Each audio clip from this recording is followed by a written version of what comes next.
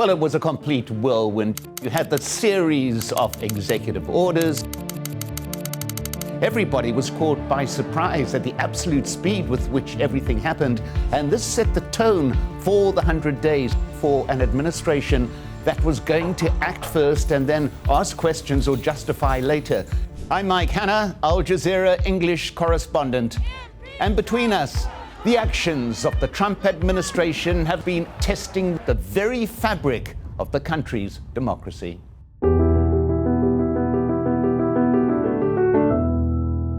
The American people have given us their trust, and in return, we're going to give them the most extraordinary first 100 days. Proud to welcome everyone. Trump, within a week, had established the majority of his cabinet, had got all his nominees together.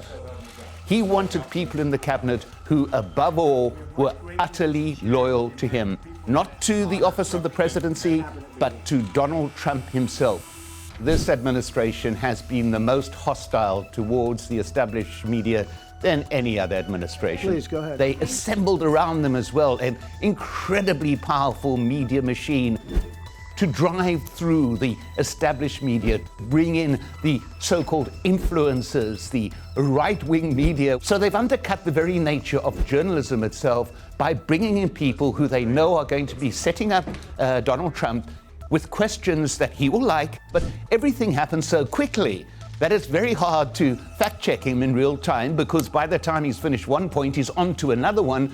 And because it became so overwhelming for the media has failed, I think, very largely in terms of checking what Trump says, how he says it, and what he actually does. Now Donald Trump is getting serious. He's actually protecting this country, protecting our jobs, bringing back industry. That's what we need him to do. Trump used executive orders.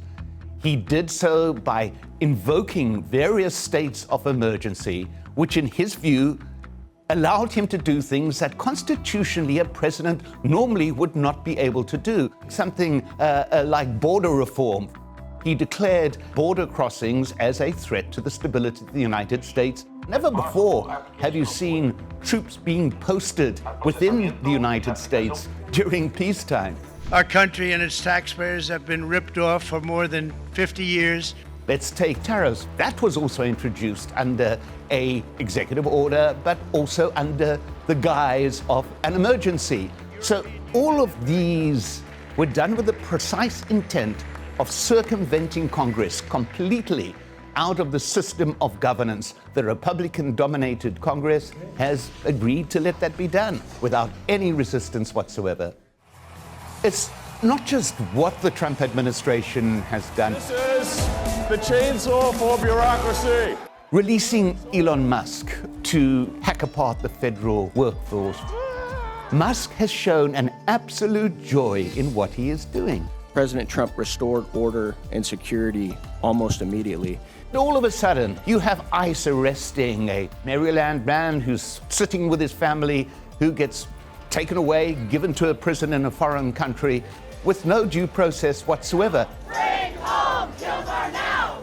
There is finally, perhaps, a collective sense among many Americans that something is not right here. This climate of fear has spread throughout the society.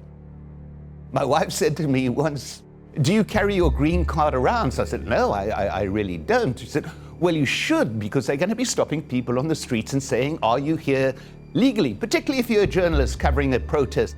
There is going to be a stage when you're going to get picked up and you are going to be asked, 'What are you doing?' They are going to go through your wallet and check your green card. If you don't have one, then they're going to lock you up for a while."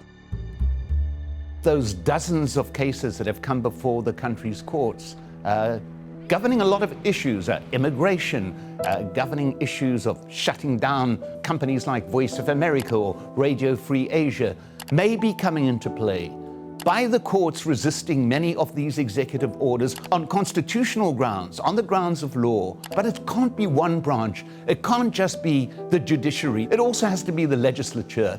Congress has to get involved. I don't only speak about Republicans in Congress who have the majority. I also speak about Democrats who have been so shocked by what has happened that they have simply been unable to get their act together. Something that I'm going to be looking for very closely is signs that the engine is beginning to run again, that there's a bit more gas in it, that there is a sense that we can see some kind of opposition.